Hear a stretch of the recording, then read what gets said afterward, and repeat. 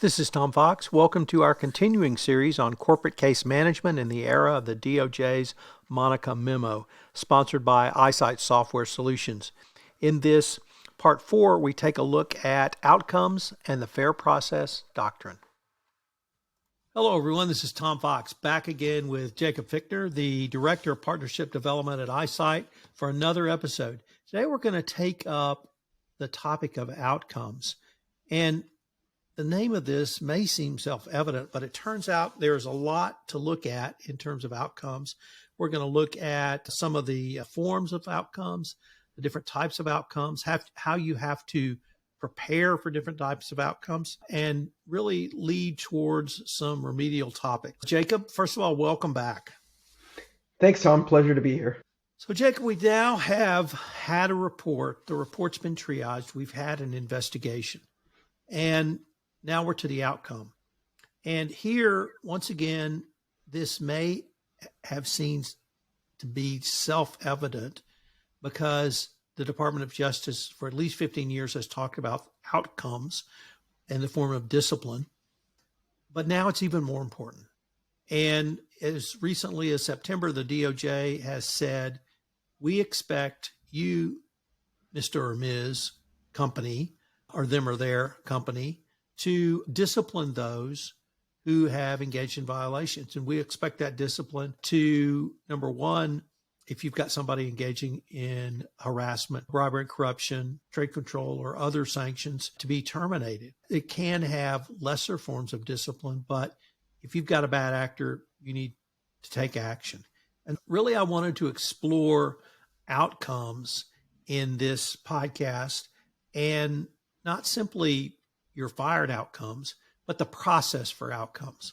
So with that, where should a company start with the outcomes? Should they be a part of your protocol as well as the other parts we've talked about in terms of reporting, triage, and investigations?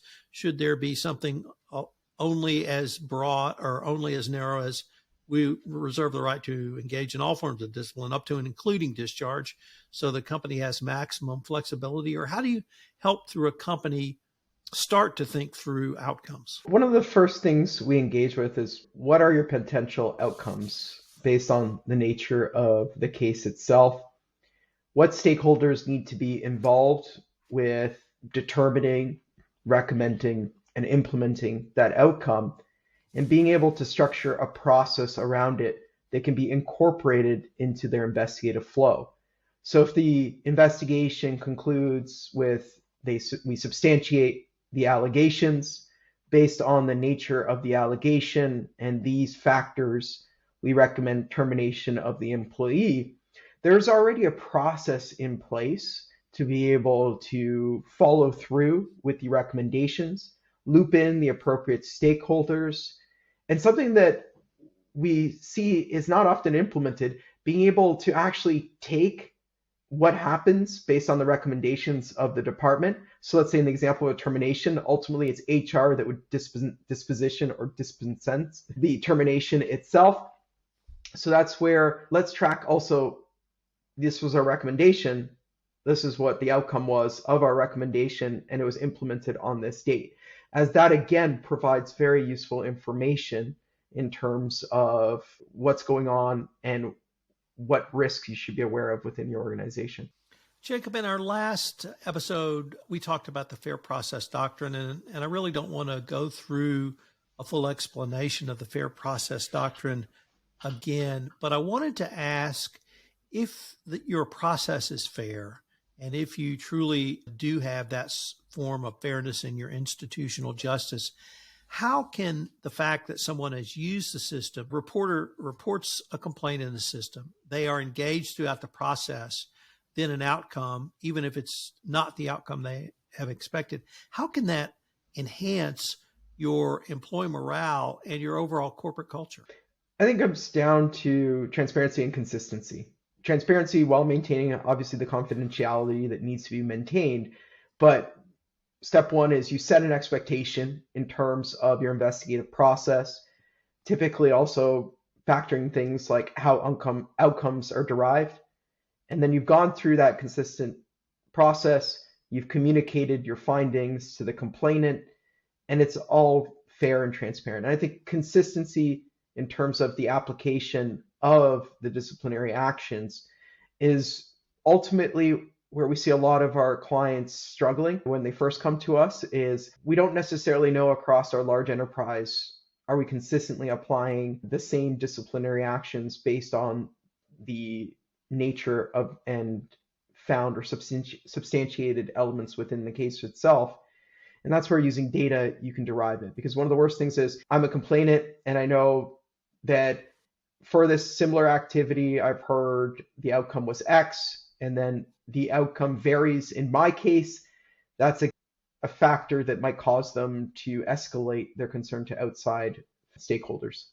So you mentioned data there, and I wanted to pick up on that point because we've talked about data throughout this podcast series, but I want to use that thought that you have about data, move towards, and how does having data about a report or a number of reports, how can you use that to demonstrate you have a culture of compliance in an organization?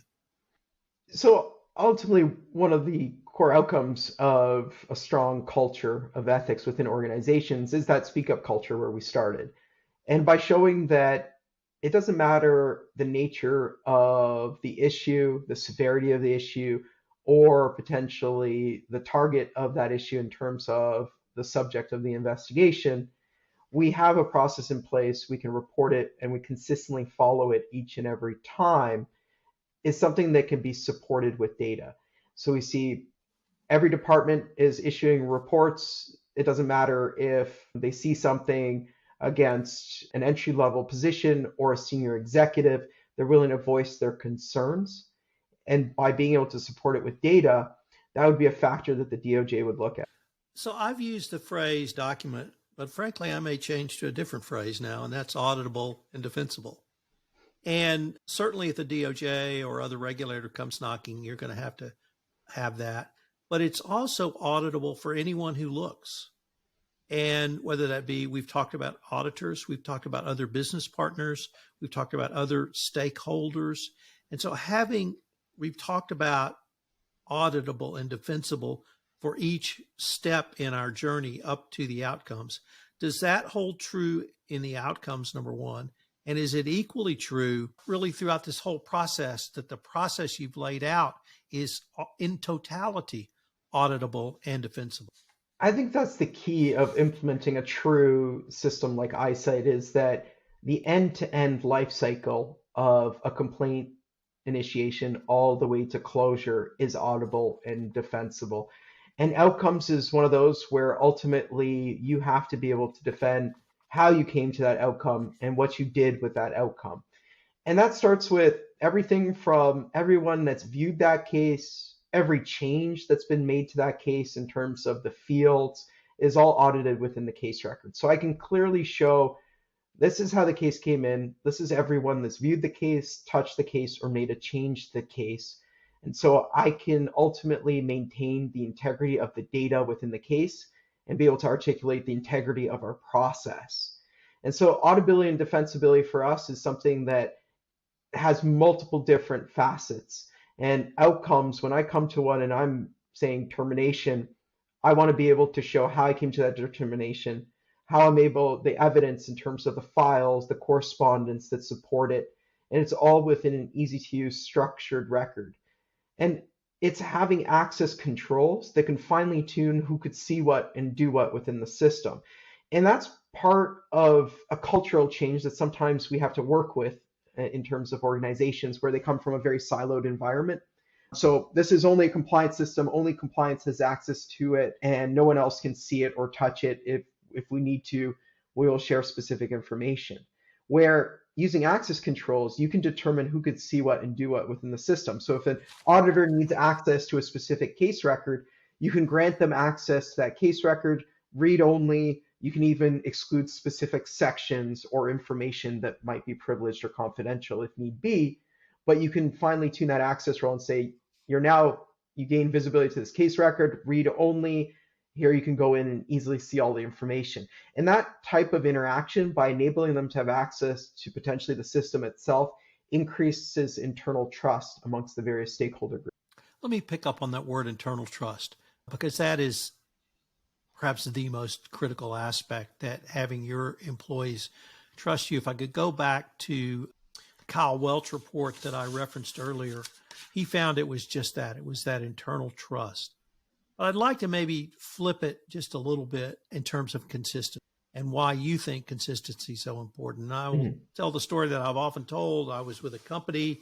We fired people in Brazil for cheating on their expense account. About 30 days later, the top salesman in the United States did the same thing.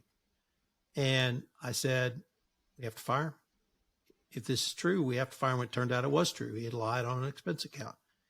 And if we don't fire him, the compliance component of our company will have zero credibility, because they'll just say Americans can do whatever they want.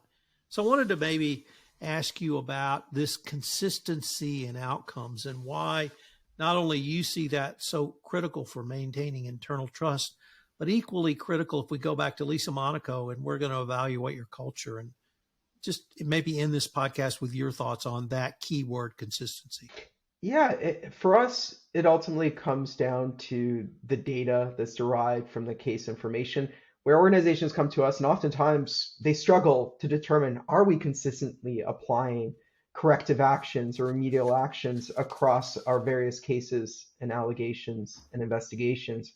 And that's where being able to interact in real time with that data, you can clearly see, are we consistently applying our corrective actions across our regions, our departments, our positions? Because I'll also echo that oftentimes employees feel that top performers get a pass. And ultimately, that's a detriment to the organization. Well, I'm not going to complain because they're a top performer within the organization. What's the point? And so if you can reinforce a consistent process, you can start taking that potential challenge away from the complainant submitting the complaint in the first place by saying, it doesn't matter who's violating the issue. We're going to consistently apply a process and an outcome. And then using data, the organization can validate if they're following through on that message. And that's something that within the iSight reporting tool, a key outcome for our clients are specific reports that we have around consistency of corrective actions. And we want to look at that data through multiple different parameters or lenses. It's across case types, regions, departments, positions, and see, are we consistently applying our remedial or corrective actions? Are there any outliers that stand out so that they can actively try and remediate those? So Jacob, unfortunately, we are near the end of our time for this episode, but I hope our listeners will join us for our final episode. It's entitled Reporting, but the more I reflect on that, it's going to be much broader. And we're going to tie a lot of concepts together around this process and how you could use them simply beyond an investigation. So with that, before we leave, if our listeners wanted any more information on today's topic of outcomes, or really any of the other topics we've touched on in this podcast series, what would be the best place for them to go? Yeah, Tom, I encourage everyone to visit our website at isight.com. If you navigate down to the Resource Center, you will find a wealth of useful and free information that can enable you throughout your compliance journey. Jacob, I look forward to continuing this conversation. Same here, Tom. This is Tom Fox again. I hope you will join us tomorrow for our concluding episode 5, where we take a look at how data drives prevention.